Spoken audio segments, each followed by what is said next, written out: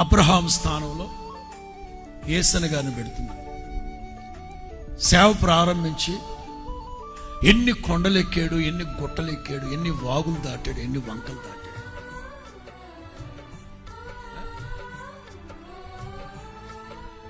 అందుకే యేసన్న గారు చనిపోయిన ఆ ప్రారంభ దినాలు ఫస్ట్ పాట, యేసన్న గారు మహిమలోకి వెళ్ళిపోయిన తర్వాత మొదటి పాట ఏం పాట అది? సద్గుణశీలుడా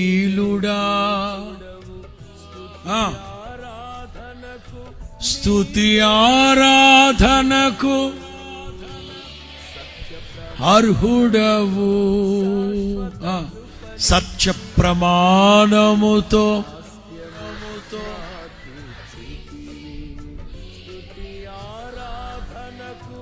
మాకిచ్చి. అది మరి రమేష్ పదం పెట్టేటప్పుడు మాకు అర్థం కాదు.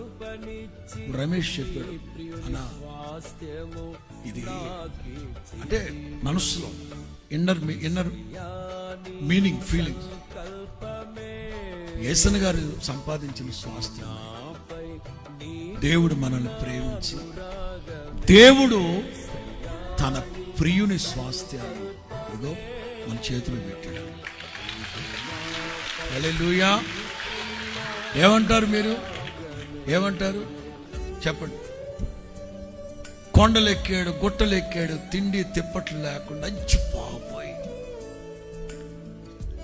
అబ్రహాము ఎక్కి దిగి కను చూపున్నా లేకపోయినా చూసి కొంచెం దూరం కనబడకపోతే 300 అడుగులే కనబడింది. కొంచెం పైకెత్తి ఆ 310 350 అడుగులు బాబా ఏదో చేశాడు, కష్టపడ్డాడు. ఆ ప్రియుని స్వాస్థ్యాన్ని ఇస్సాకు ఇచ్చాడు. అబ్బా మా బాబు సంపాదించాడు బాబా అని ఇస్సాకు కాలు మీద కాలేసి కూర్చున్నాడా? క్రీస్తు యేసు ఎదుట ఆనబెట్టి చెప్తున్నాడు.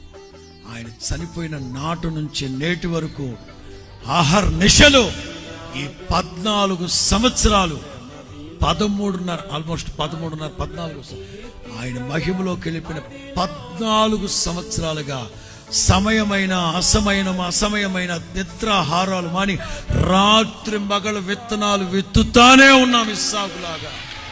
హల్లెలూయా. ఏ రోజు కాళ్ళు చాపి పడుకున్న దాఖలాలు లేవు. ఎందుకు? మా తర్వాత భవిష్యత్తు తరాలు క్షేమంగా ఉండాలి, దీవించబడాలి. మా తండ్రి నేర్పించి వెళ్ళాడు. ఆయన ఆ పాఠాన్ని పునికి పుచ్చుకొని చేస్తాం. హల్లెలూయా.